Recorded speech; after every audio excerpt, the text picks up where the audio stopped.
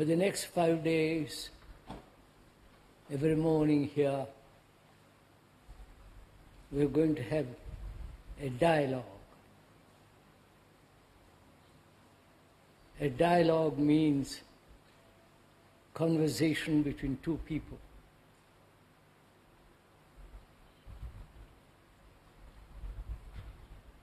Two people who are concerned about their life, about their way of living, the world about us, and serious enough to resolve their problems. And so they are investigating together through a dialogue. Dialecticism is the art of investigation the truth of opinions. The truth of opinions. That's called dialectics. And opinions are judgments, personal evaluations, points of views, and I don't think you can find truth through those means. But perhaps if we are serious enough and concerned and committed to the investigation of our own problems, not theoretically, not in abstraction, but actually that which is happening.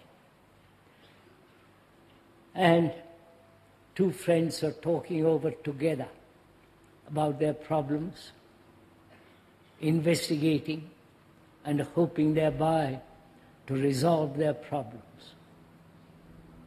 I hope that's clear.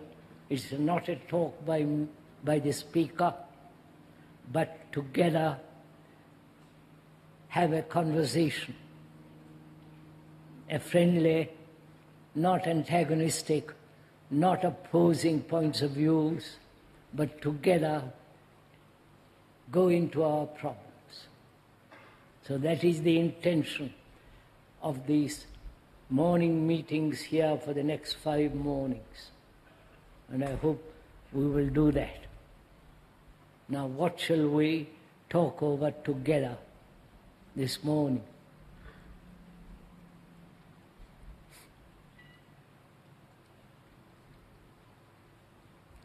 Sir, is it possible to observe thought as it occurs in the present, or when there is observation, the thought is already past?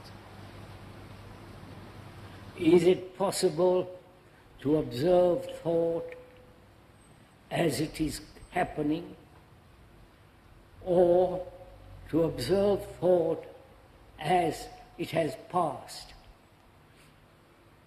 To observe what is thinking as thought arises and observe that, or investigate thought which has already has happened. Any other? Please, let's put lots of questions and see which is the best of them, and take one and work it out completely together. Go to the very end of it. So that is the first question. Yes, sir. I was hit by a car when I was 17 years old.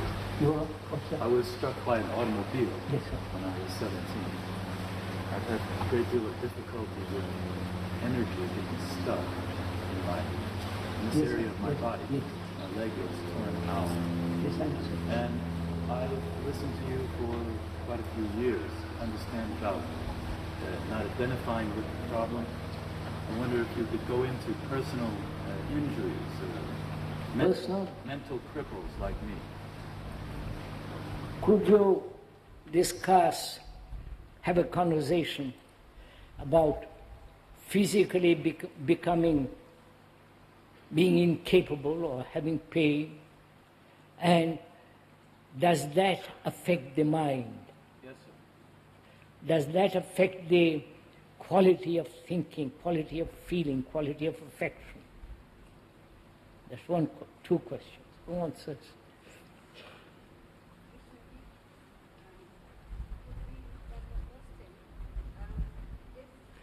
Would you mind talking a little louder? Is psyche filled with the things of the mind only, or has it anything to do with truth? Is there universal psyche? What is this psyche talked about so often? Does psyche have anything to do with the mind, or is there universal psyche? Psyche? Yes.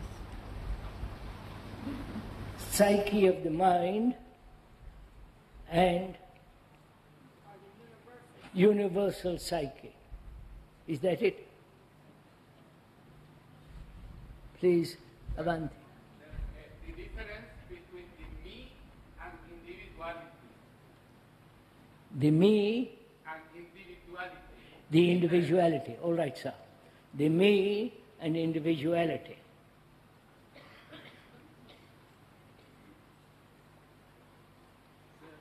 Please tell a little bit more about action, which is not based on thought. Would you talk or discuss, have a conversation about what is action? Whether there is an action which is precise, accurate, and not bring about further actions which will demand greater sorrow, greater problems, and so on.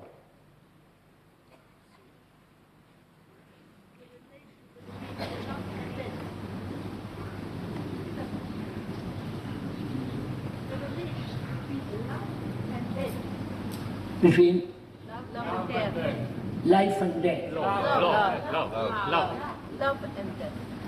What is the difference between love? The relationship. No, all right. What is the relationship between love and death?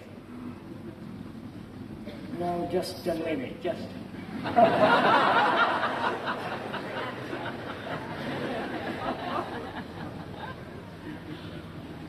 Explore a bit further the relationship between fear and dependence.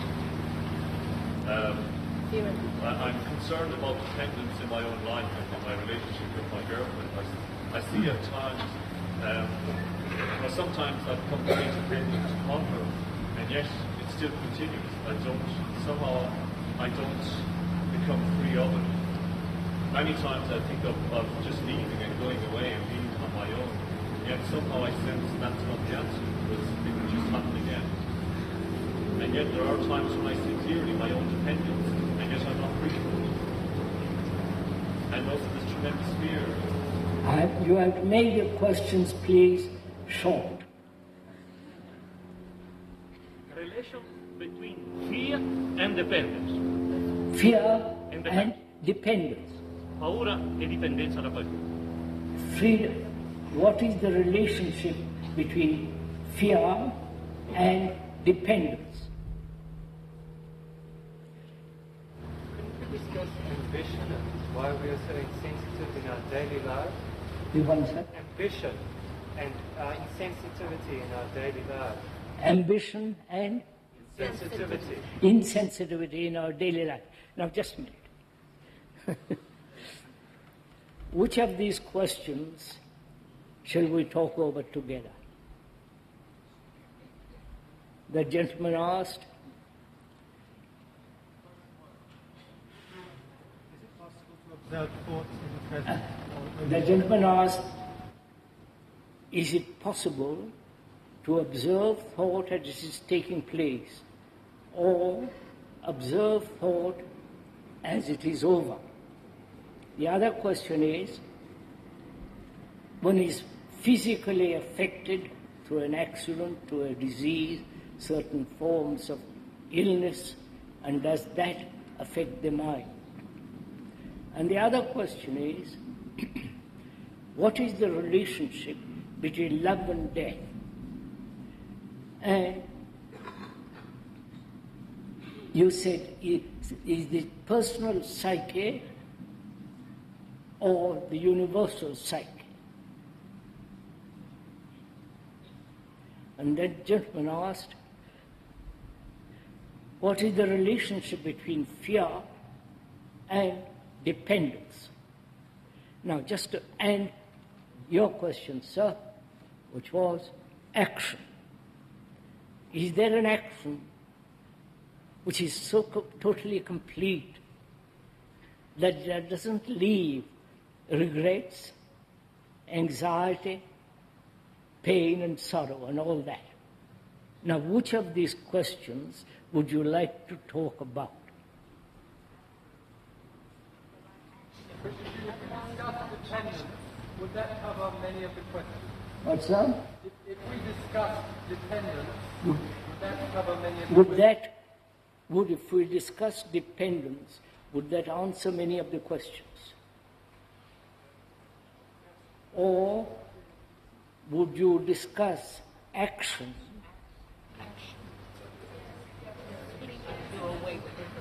Action in daily life, the doing, the way of behavior, the way of conduct, the way of a relationship in which all action takes place. Is there an action that is so totally complete that it doesn't leave a sad remembrance? Is that the question, sir? The one?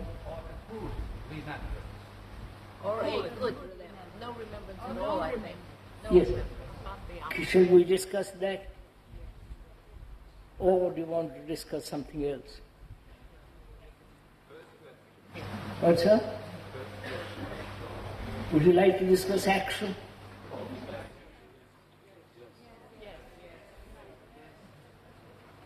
Huh? Yes. It's not my way. What do you want? All right, let's talk about action.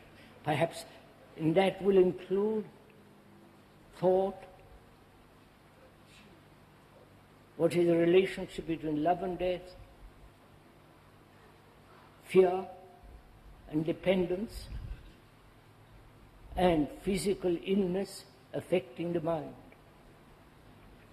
and the psyche and universal. Can we do this? Do you want to do this? Please. Right. What do you mean by action? What do we mean? Please, this is a conversation. Don't go to sleep. This is a conversation between you and the speaker. Together. I am not investigating, you're just listening. Together, we are going to find out if there is an action which is so whole, complete, total, that it doesn't leave a single shadow of pain, regret, grief, hurt, and all that. Right? So, what do we mean by action? Please, sir, join with me.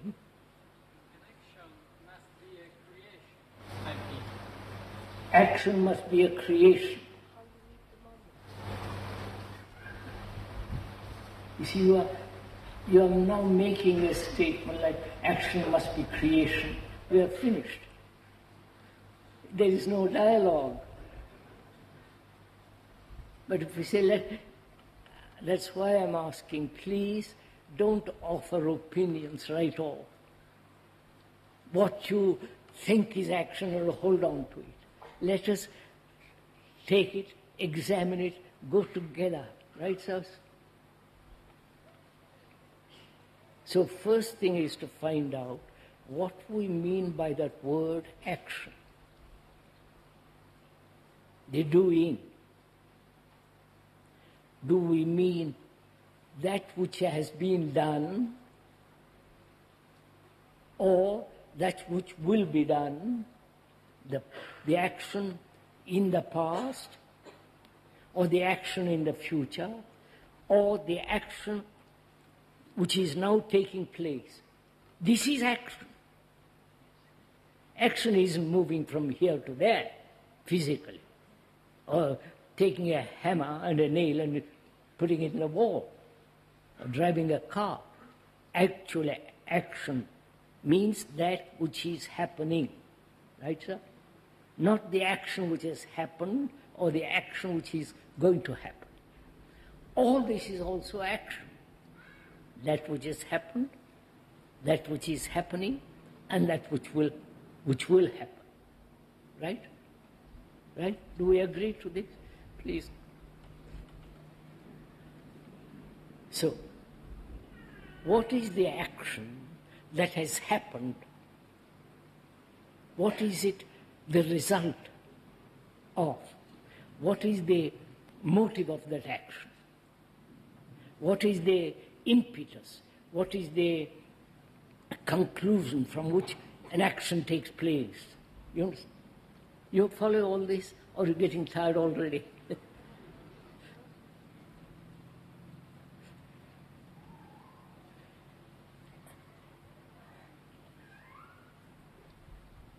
Action has some kind of motive, pleasant or unpleasant, rewarding or pain, or under pressure, driven by various influences. So one has to find out what we mean by action. Is there an action which is not, which has no motive, which is not under pressure, which is not threatened and therefore act, which is not a rewarding and therefore painful? So one has to look at the word very, very carefully, if you are willing. This is a conversation. Right? Most of our actions, as one observes, is based on a remembrance. Right? Or on a desire. Or on personal reward or punishment, or an action based on an ideal, or on a belief, and so on. Right? So, please watch this for your, let's examine it together. If an action is based on an ideal, on the future, that action is conforming, adjusting, or imitating the ideal.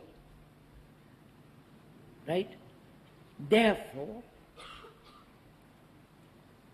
is that an action which is whole, complete, without leaving any mark of hurt, regret, and so on?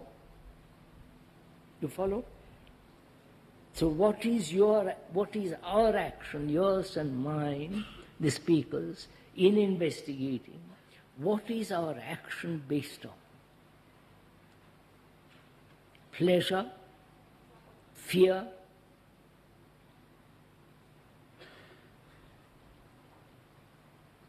one says, examine it. I am investigating. You have to all silent.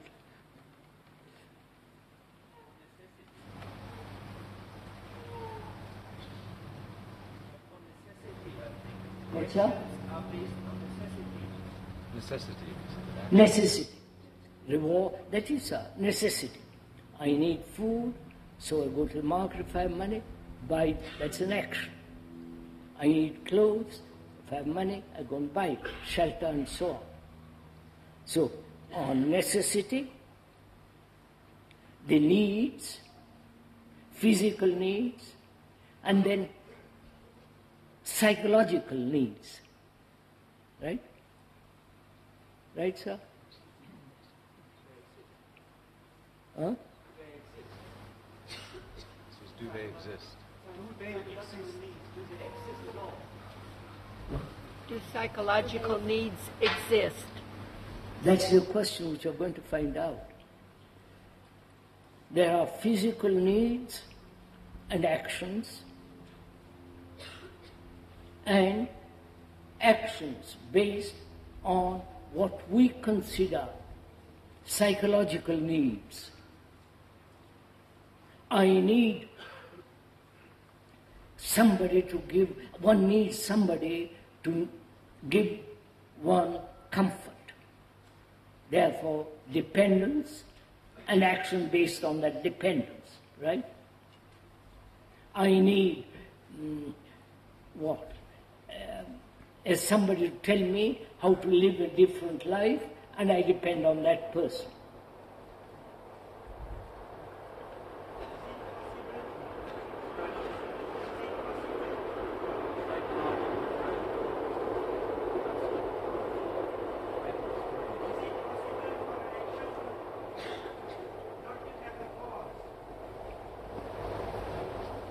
Possible for an action not to have a cause. I can't hear the train is the voice.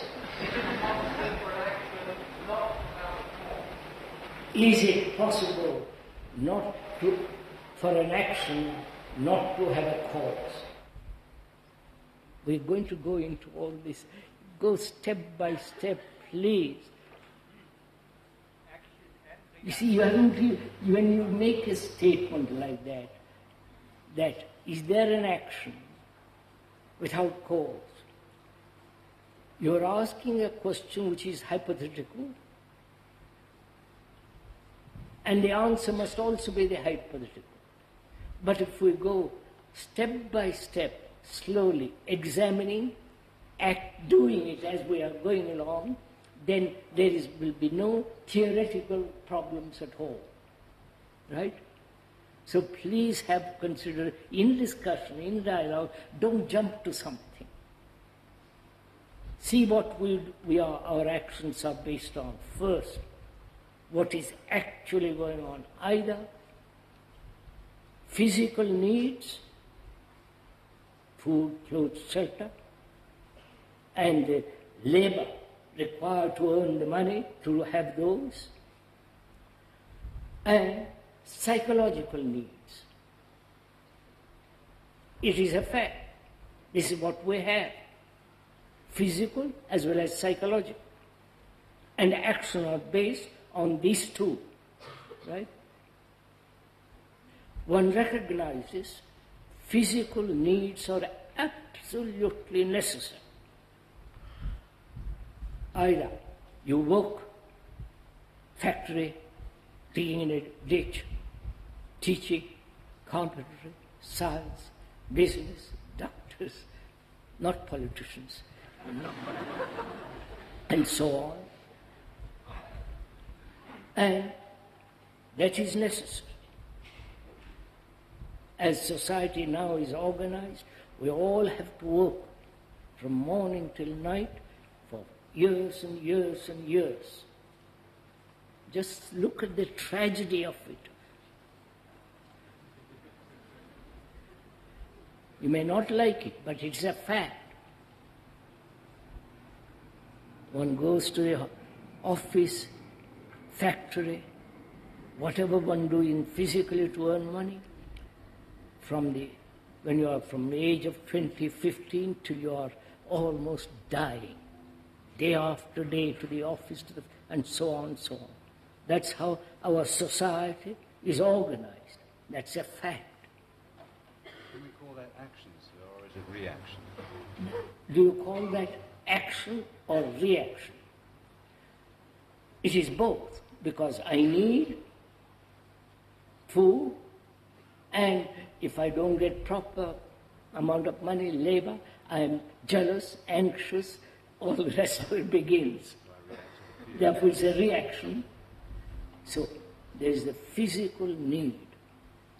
Then one's actions are based on psychological needs. Please go into it. Is psychological need different from desire? We're coming to that, sir. Is psychological needs, are they different from desire? Perhaps not. Or they are. Let's examine it. Let us first see or recognize and accept as a fact that we need, apparently man needs, human beings need. The need may be false, we'll find out. The need for psychological action based on psychological needs. That is, one needs belief, one needs a certain forms of conclusions, certain opinions, points of view. You need nationality, hierarchical approach, you need all these. Please don't deny it. It's a fact for most people. You may not say, but I don't need any psychological, I have no necessity, psychological necessities. That would be the most rare thing to say, right? So we must find out for ourselves, do we have these things as a need? Belief,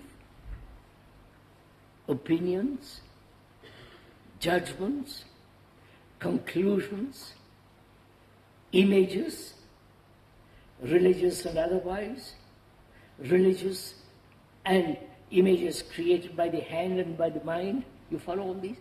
Are these needs? What about despair? Action comes from despair. Action comes from despair. What about anaction? That comes from. Huh? What about anaction? That comes from.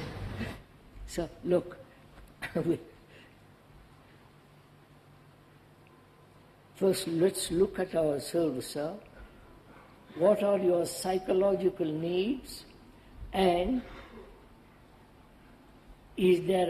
are there actions born of those needs? Sir, I think that what I heard so far, it seems that the necessity has to be there for an action. And there's always a necessity for action, in some way or another. That's what we're implying. You're saying there must be some kind of necessity, need for action. We said we need physical act. For physical needs, there must be. But we are questioning whether we need or are there necessities psychologically for action. I question it. I'm not saying you must accept it. I say I doubt it. I'm not sure. You understand? I'm examining it. One is not dogmatic. I don't take a position. I don't refuse to move from a conclusion. What we are trying to find out is, what is action? We see action in the physical needs and action based on various forms of opinions, judgments, conclusions, convictions, experiences, beliefs, dogmas, dependence, and so on, psychologically. And the speaker says he questions it. You understand?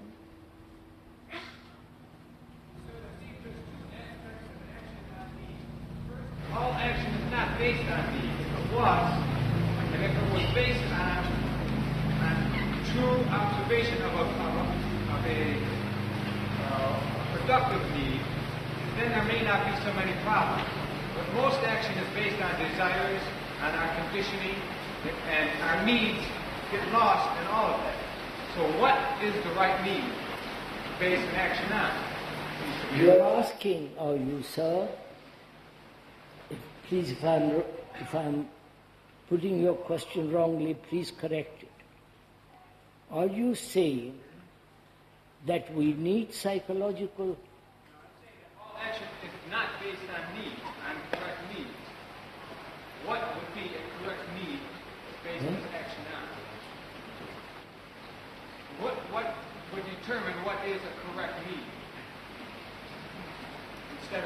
desire. Yes, what is the correct need? Why do we have One moment, I'll just wait a minute, please. What is one's correct need physically? Right?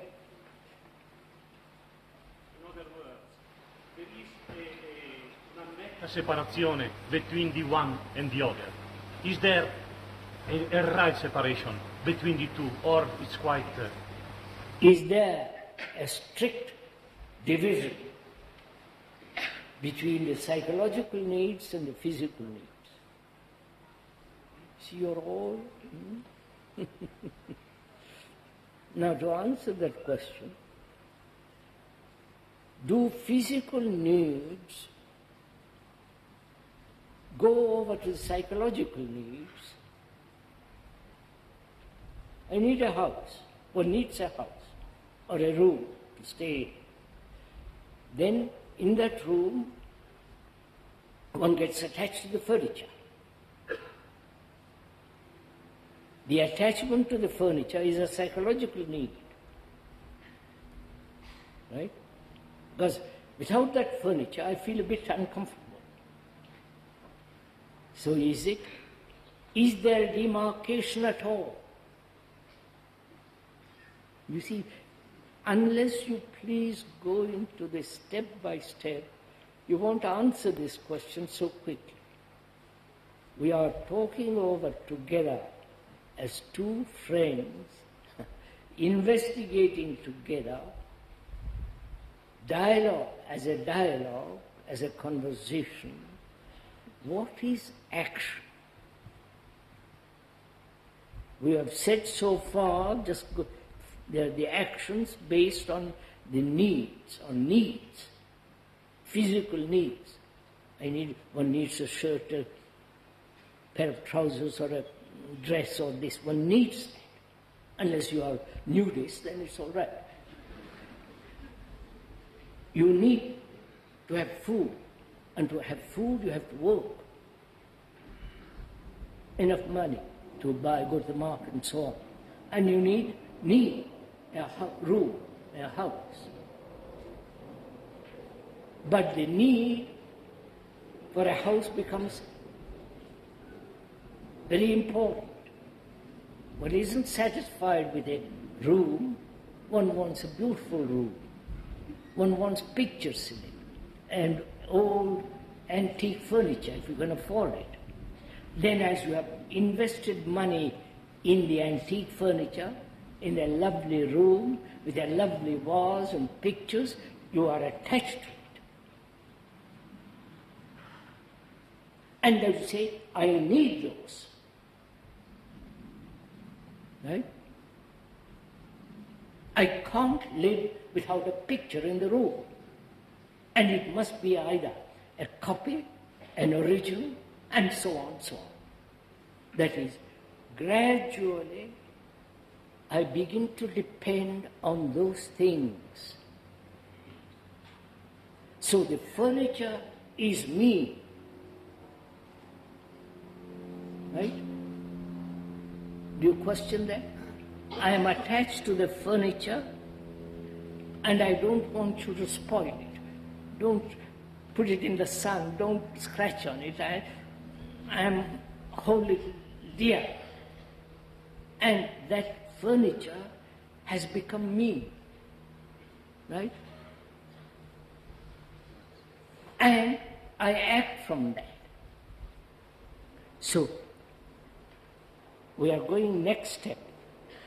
Is there a necessity for psychology to exist?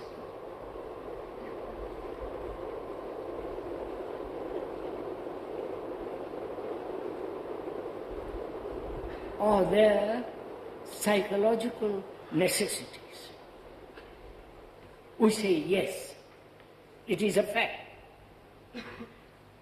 The necessity of a belief, the necessity of dependence, the necessity of sex, the necessity of ambition, achievement, success, right?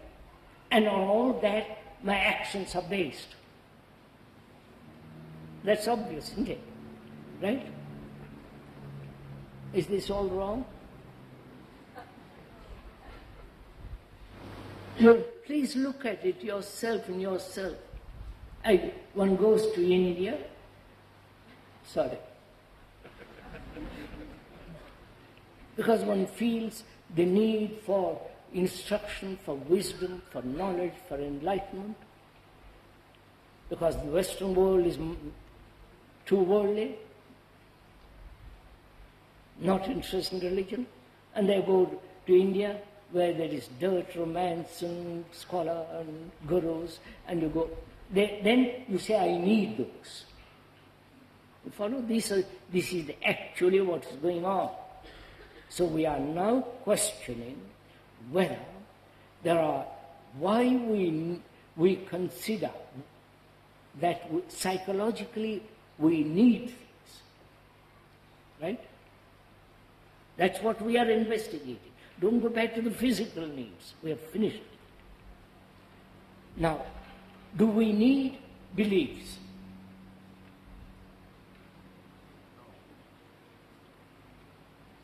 The gentleman says no. That means you are free of beliefs.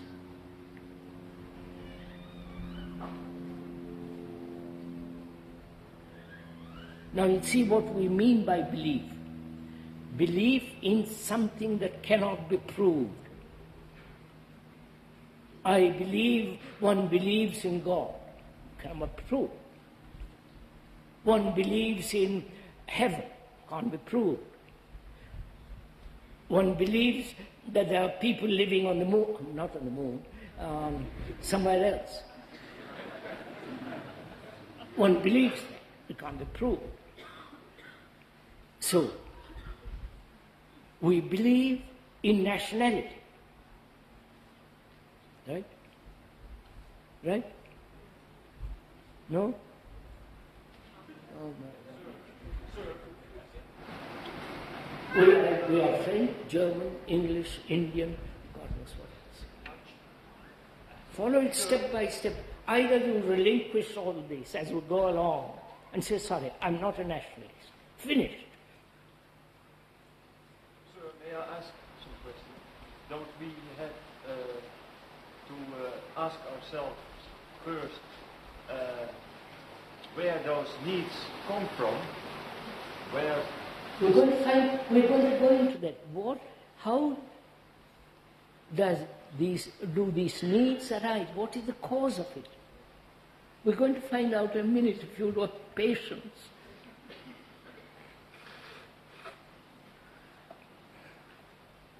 So beliefs have become necessities. Talk to the Catholics, to the Protestants, to the Christian world that believe in a Jesus, Savior, and all the rest of it. They believe. Right? And you go to India, they also have their gods, they believe. So why do they believe? In something that cannot be proved. You understand? That has no validity. Why do they believe? Come on,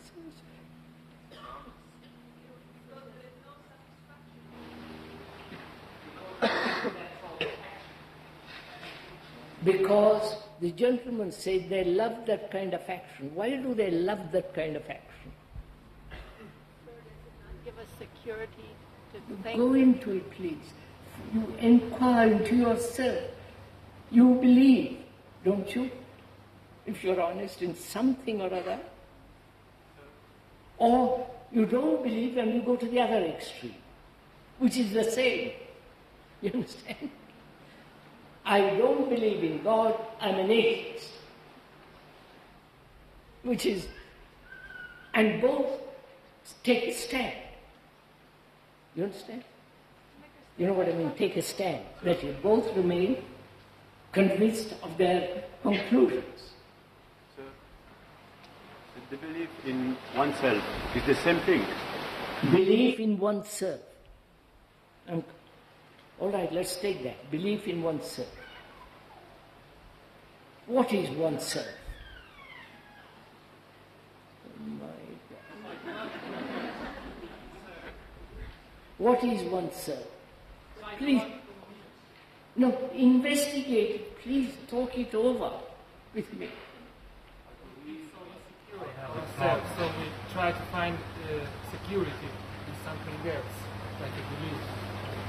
Sir, the gentleman said, I believe in myself. So what is the thing you believe in? Just look at it, sir. Look at it, examine it. Do you believe you exist because you have a body? Yes.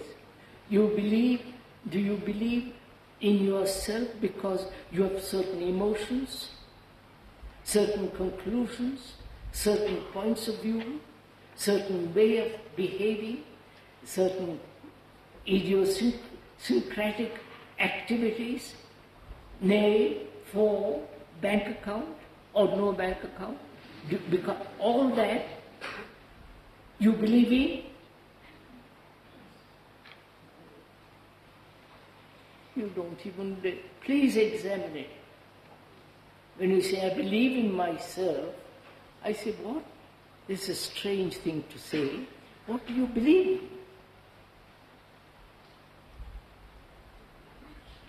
in? In the knowledge that you have acquired? What is myself? Huh? What is myself? That's what I'm examining, madam. Sir, may I suggest that we take an actual example? What's that? May I suggest that we take an actual example? Most of the people who are present in this tent believe that you are enlightened. How do you know?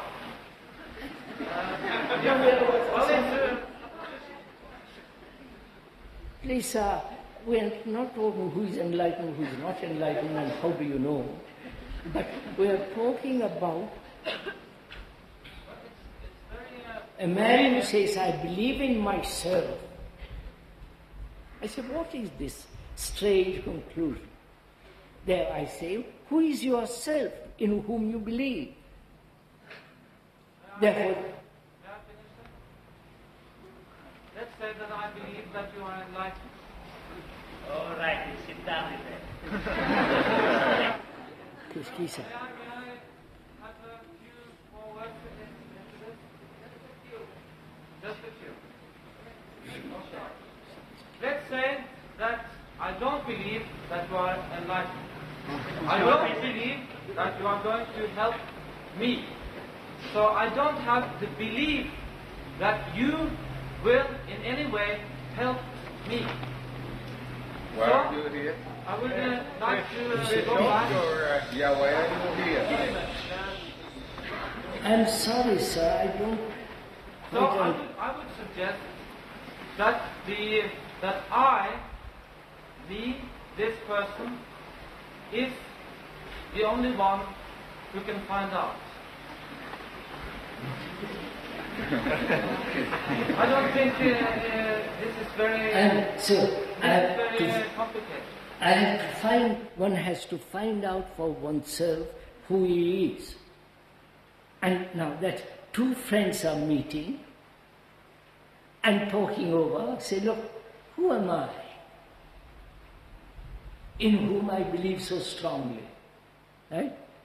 He said, let's investigate it. Don't say I'm God and stick to it, or I am environmental reactions, or this or that. Don't hold on or take a position. Let's inquire into it. Let's go into it. Not that I am superior, you're inferior, or you're superior, I'm inferior. Two friends. So I say, I'm asking, who is this entity, myself, in whom you believe? Huh? I can't hear. A piece of the absolute truth. Piece of the absolute truth. Oh, piece of the absolute truth. You see? And then we are finished. There is no discussion possible.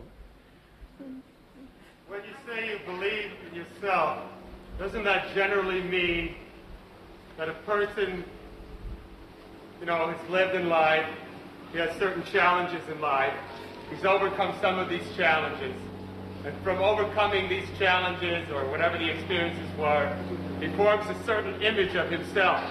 And when he says he believes in himself, or she believes in herself, it's that image that they believe in. Is this dialogue worthwhile? Huh? If we could go on with it. As we are going on, is it worthwhile? It's a lovely morning, you can go out for a walk. So I'm asking you, please, is it worthwhile going on with this dialogue? Yes.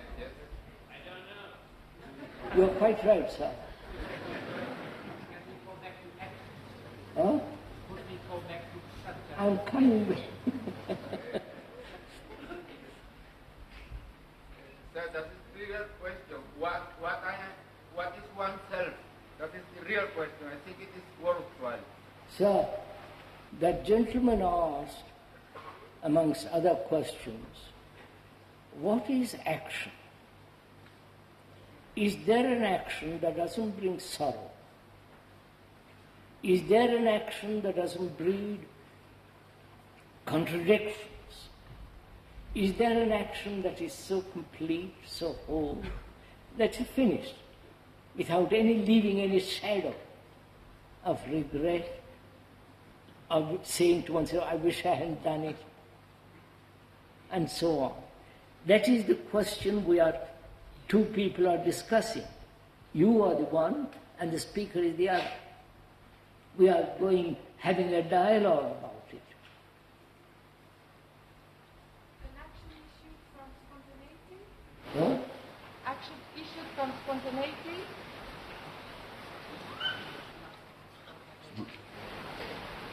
Action is spontaneity, born of the spontaneity. Are we ever spontaneous? You see, you're Sir, this is my action. What's that? What am I to do? I'm going to say that just simple. You see, the gentleman asked, I've had an accident, a car accident, my body is affected, and it's affecting my mind. Sit down, sir. What am I to do? Right? He's asking that question. Because he has to find out. Because he's in pain, he's confused, he says, tell me what to do. Right? Are we in that position, any of you? Or is it also casual dialogue that you listen and you will do nothing about what you have listened to?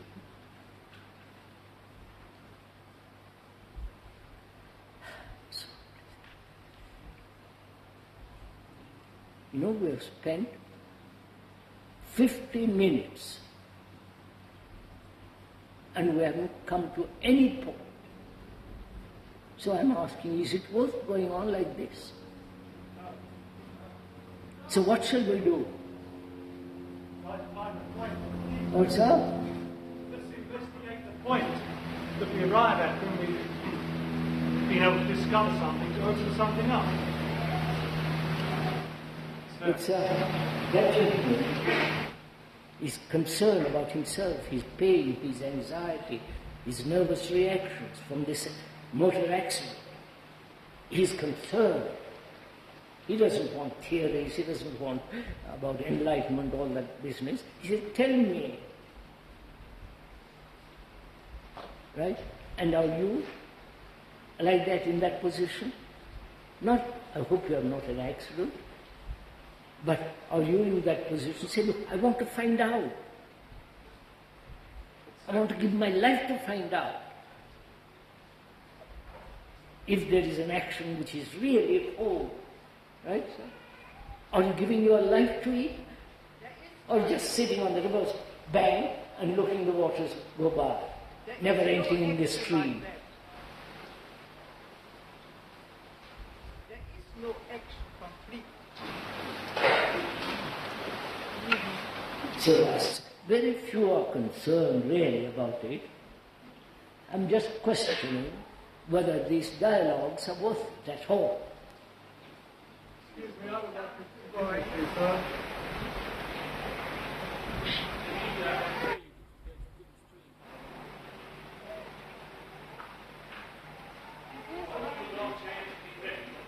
Discussion. We spoke about this case. You are one and we are 1,000. So technically the discussion is not really possible. Perhaps you have to organize them in another way. Gentleman says you are one and we are 1,000, and you can't really have a conversation with 1,000 people. Just listen. You can't have conversation with 1,000 people.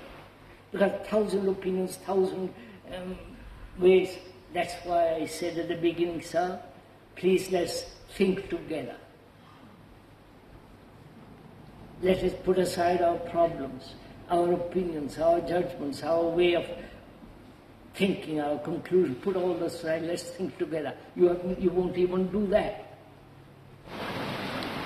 And when we meet 2 or half a dozen, it'll be the same problem. We have done all this. In India, in Holland, in America, groups, small groups, big groups. But nobody gives his life to find out. Just discuss one problem.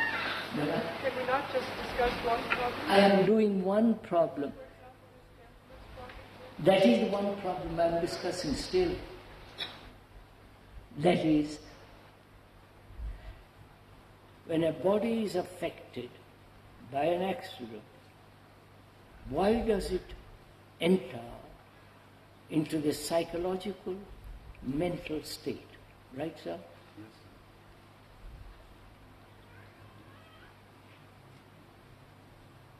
Haven't you such problems?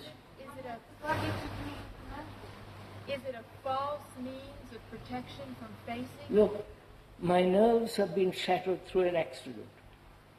Right? That's true, it's a fact. Car has run over my leg. And that leg is paralyzed. I can't walk properly. And that affects my thinking. Because I can't get a proper job. Right? You don't see all this. I depend on somebody to help me. So gradually, I become anxious, I become frightened, I develop nervous tics. And what am I to do?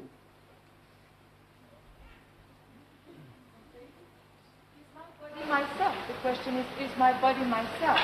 Huh? The question is my body myself? That's what we are discussing, madam. We talked about it. But you all refuse. You want to go off in different directions.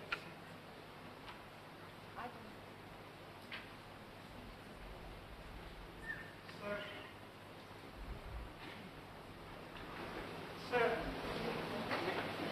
I would like to suggest that there are a lot of us here who are in the same situation as the gentleman, but not physically. Yes, in other ways, we are cripples also. The gentleman says there are a lot of us here in that position, but not physically. Right? Now what? How will you talk over it? Have a dialogue.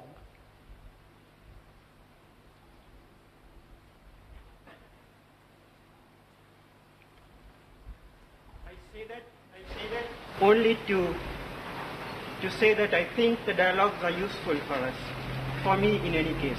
What's that? The conversation is very useful for me. Yes. Look, sir,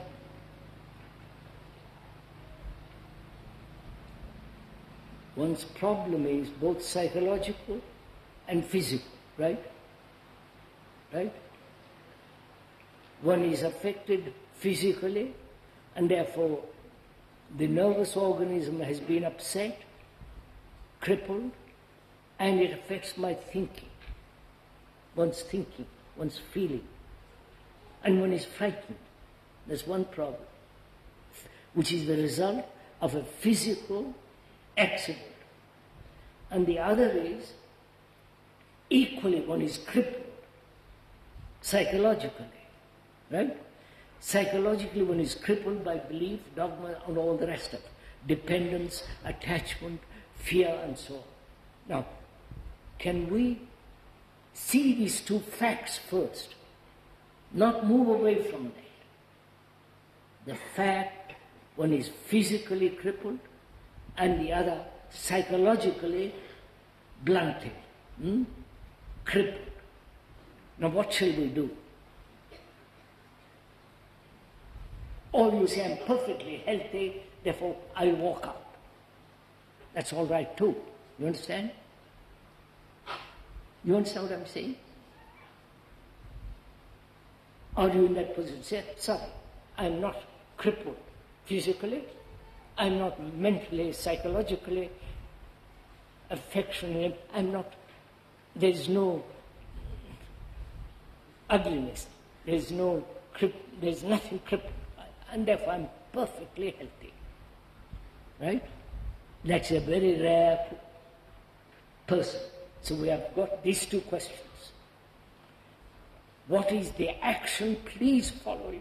What is the action with regard to the one who has had physical calamity, which is affecting his nerves and therefore his brain, his thoughts, his emotions and all the rest of it, the result of an accident, and the other, psychologically crippled and equally frightened, equally nervous, equally inhibited, equally anxious, and developing neurotic attitudes, right?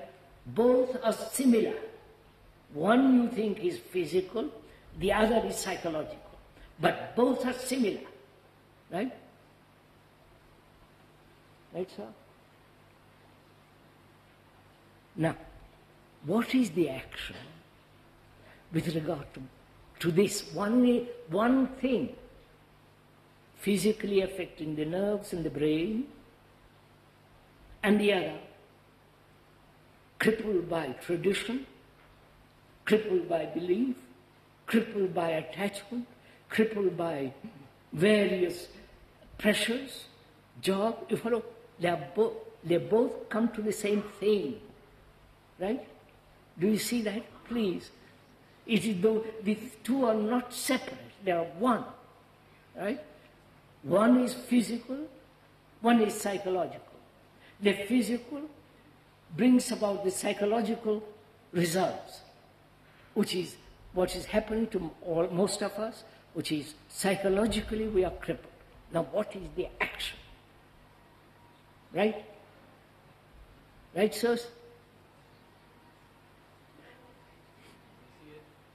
Shall I go on with it? Yes. You see? Conversation, you and I, together sharing it. Sir, from this would I have an insight that... No, just a minute, madam. Look, what... I will go into it, but we are going into it together. Not I go into it, you listen, then make an idea of it, and then pursue it. We are doing it together now. Right? So monsieur, right, he's going to sleep. I'm going to it. That is, we are having a conversation between you and me. Don't bother about that gentleman, please. He's tired, he's had an accident, he's in pain, he must be tired. Leave him alone. Don't project your ideas onto him. Gosh. So, what is action with regard to this one thing? Human beings are crippled, right? Both psychologically and physically. Some are extravagantly crippled in both ways, others are medium, partial. and what is the action which will correct this thing. Is this clear? Now let's talk it over together. Why do we... no, wait a minute. Which is most important, the psychological aspect of this or the physical aspect of this?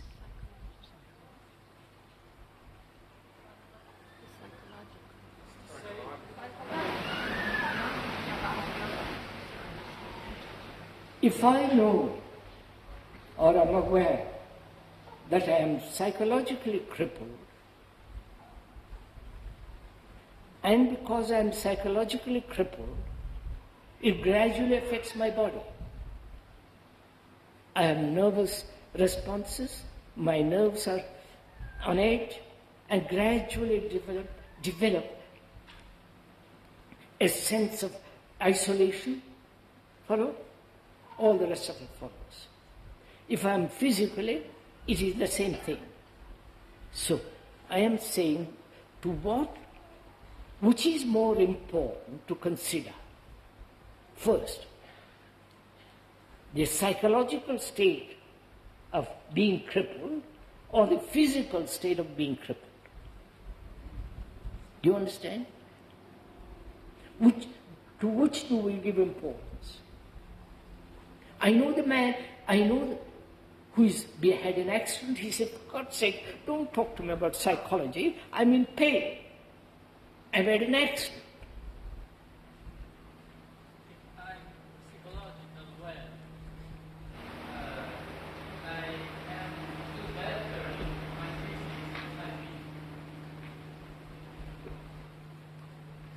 than I'm asking you, sirs and ladies, which do you give importance? To the physical or psychological? Psychological, both of them. Careful, careful. If I am physically affected, would I consider psychology? See the difficulty. I've been run over, I'm crippled, and it's affecting my mind. My mind has already been affected by society, by my faith. You follow? Only this incident has added more to it. So, which is more important? I don't neglect the physical, right?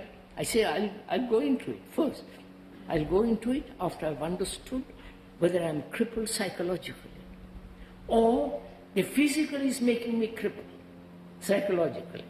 So, I'm investigating being psychologically crippled. The result of a physical accident, the result of living in a monstrous society, wrong kind of education, wrong kind of acquiring knowledge and so on, that has crippled my mind. So I said, psychologically, if I can understand the whole structure of the psyche, then I can attend to the physical. But the man who is in pain, he says, no, please give me some kind of drug, some kind of opiate, some kind of thing that will quiet me down. Right?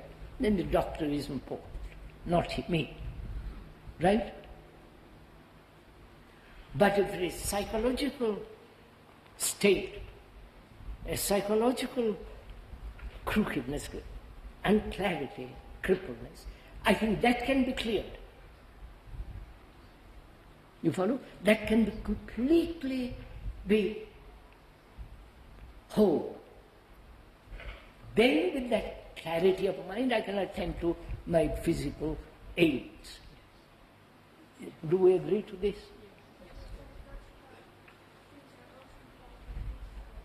In relationship with violence or things like that is much more difficult. And then when the action moment is immediate and later goes down again, is a regression, then you get a vicious circle that you feel it much more, you feel pain much more, it's because it's the regression and you have the image of the good time before that one. Now, perhaps somebody who's heard will be close near to you can explain what you have said.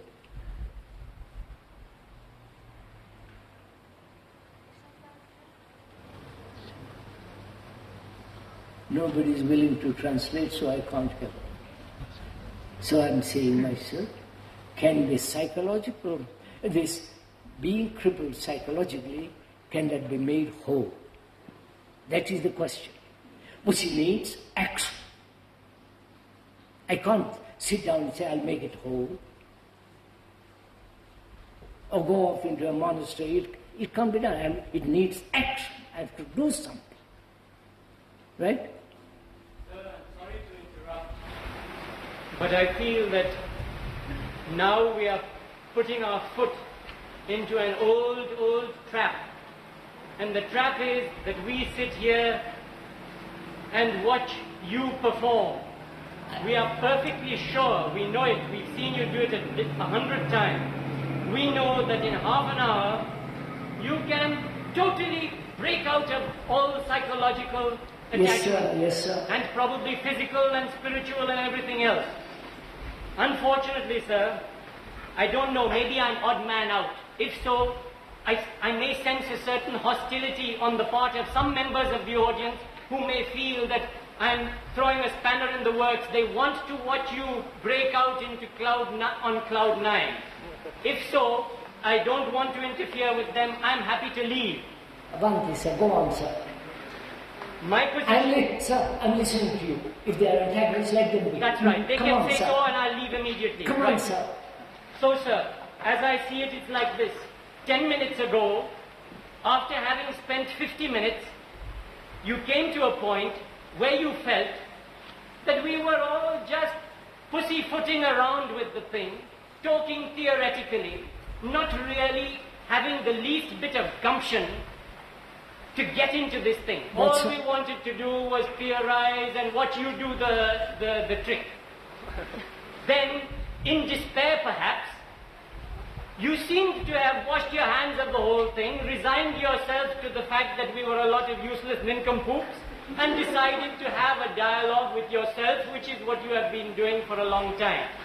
If so, it seems to me that it can only harm me, because watching you have a dialogue with yourself is very entertaining, maybe a bit instructive.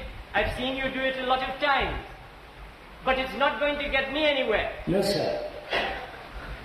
Quite right. Since it seems as though this is the only choice, either we've got to have the gumption to have a proper guts, a real dialogue with you, which means we've got to care about this thing, which means we have to stop saying how much benefit we're getting and please go along and carry on and nobody should interrupt and so forth. I mean, even when our friend Christian interrupted and said that he feels that most people here look on you as an enlightened person. You didn't want to go into all that, but it's perfectly true. We do look on you as an enlightened person.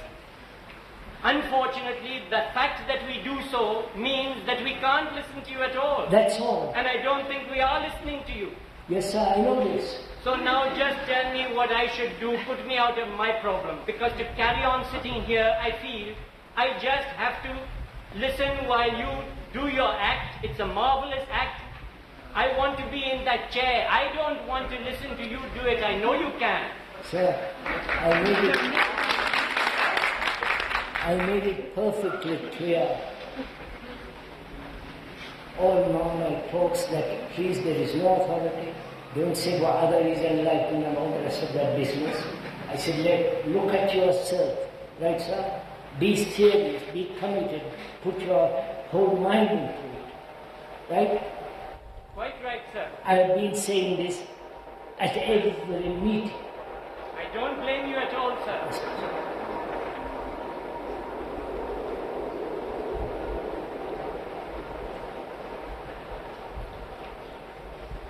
I've been saying there's no authority. I've been saying, please, the speaker is not at all important. You are important as a human being. Let's talk about that. But apparently, we don't do that. So what shall we do? I don't know. I do know. You do know. What is it, sir?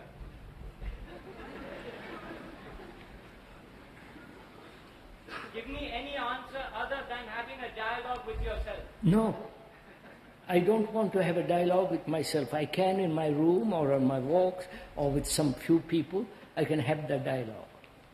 That's not what is kind of dialogue one wants. What is important, what is necessary, that you, all of you, put your mind, your heart into this. Not say you are enlightened, we'll listen to you, wipe all that out. Right, sir? Quite right, sir. But what am I to do? Sir, look at it.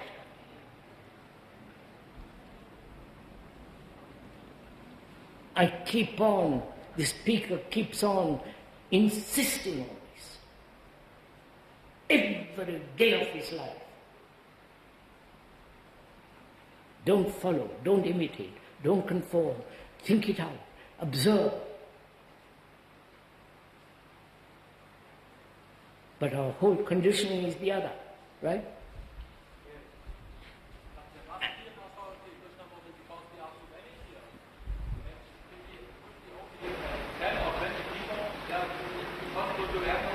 Is it a question of too many people?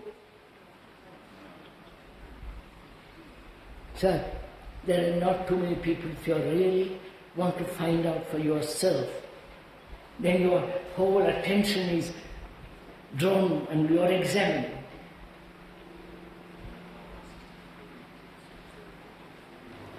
Somebody must be in charge. We believe that, and so it stops us from really listening. I'm not the chairman.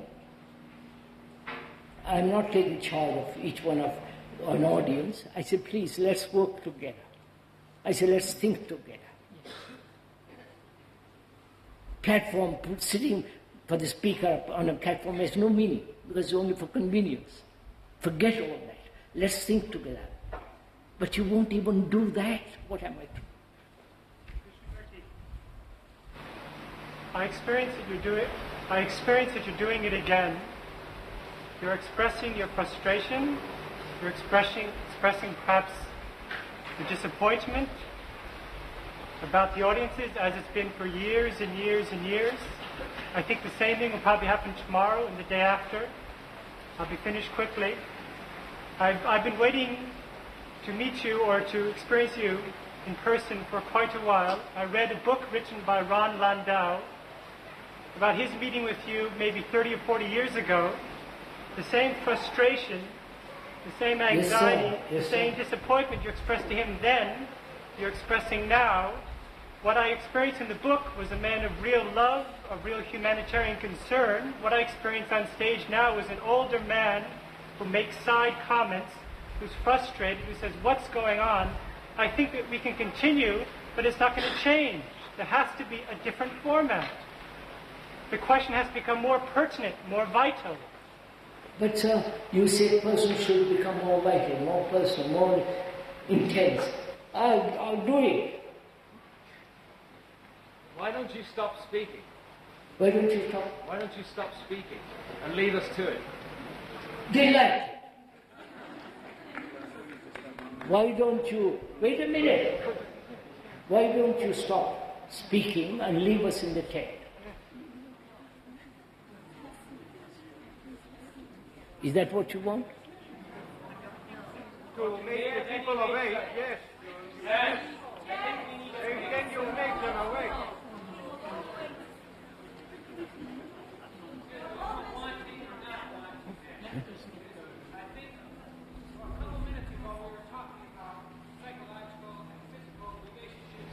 And how they were both a kind of, well, the psychological was a more important process in that. So the first point that I thought was important was that everybody had to realize that they had these psychological incapabilities. But how many people really realize, or even looked at their psychological shortcomings? How many people examine exactly what that all involves? You don't know that, but that is the point. I will track you, but I don't understand. Acknowledge the fact that they are psychological. How many people are willing to acknowledge they are psychological cripples? You can't. Unless I say I'm blind, please help me, then I can do something. But if I say, no, I'm sorry, I see quite clearly, there is no point.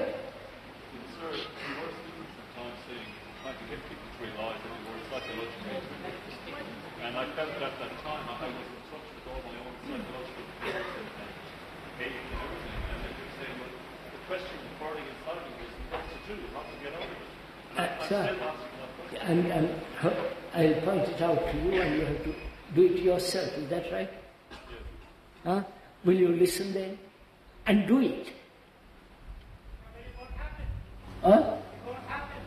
How do you know? What? It won't happen.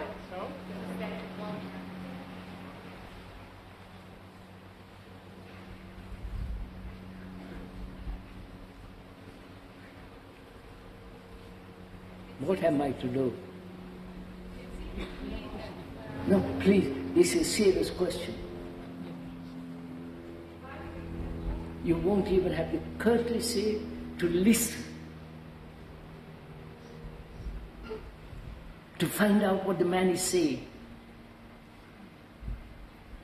and then see if it applies to you.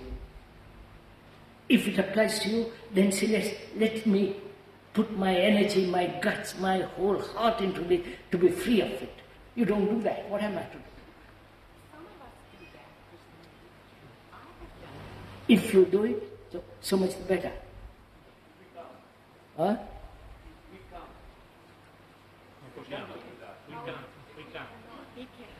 Huh? Non può farlo quello che lei dice. I can't do what you're saying. Can we ask why the people who cannot do that and who keep on coming here year after year, they come here to say they cannot do it, but why can't they do it? Can they tell us why they can't do it? I'll go in, sir. It'll become another dialogue with myself. Will you listen why you cannot go into it yourself? Go into the cause of it. Break the cause and move out of that. If it is pointed out, will you do it? It won't work. Oh, I don't know, but will you do it?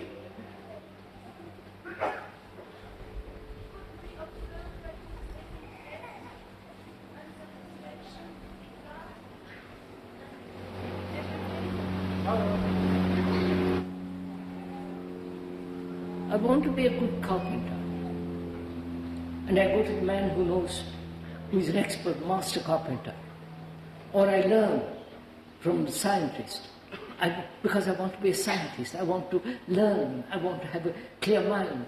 But apparently you don't. Or you go halfway and stop.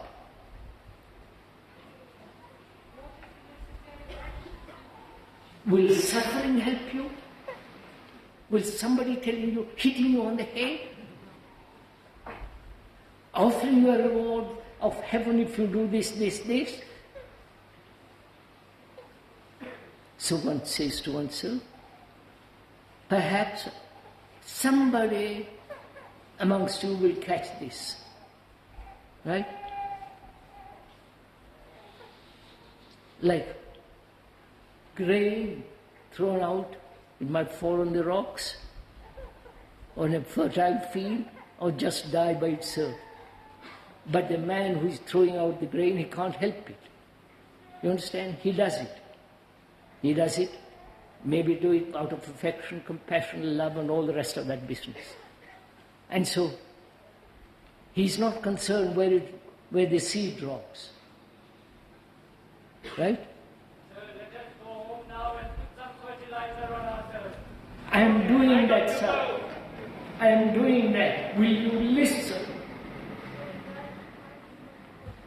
will you say, this is my problem, I've got to solve it. I'll put my life into it, my energy, my guts, my feelings to find out. Will you do it? Yes. Sir, can we suggest? I would like to ask the gentleman a question. Why will it not work? Could you answer that question? Why it won't work? So let him come and sit down. Please, sir, let's get on with what I'm saying. Don't bother if their wife who comes and who doesn't come. No, you've spent your energy telling somebody why you come.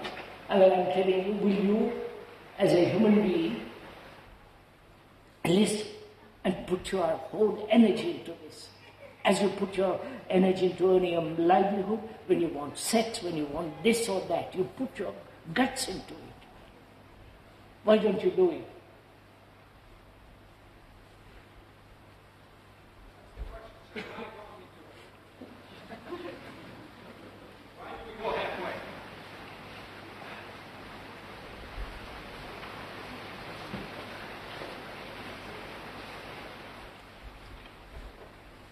See, by the end of nearly 2 hours, an hour and a half, we haven't even discovered for ourselves.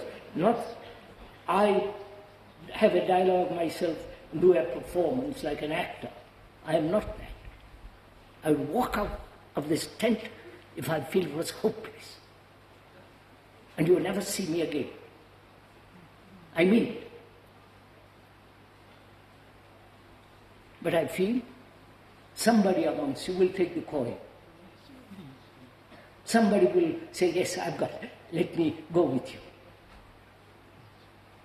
And I'll go on doing this. I'll go on doing this all my life. Somebody will catch some far. If you don't, you don't. That's not my business. It is.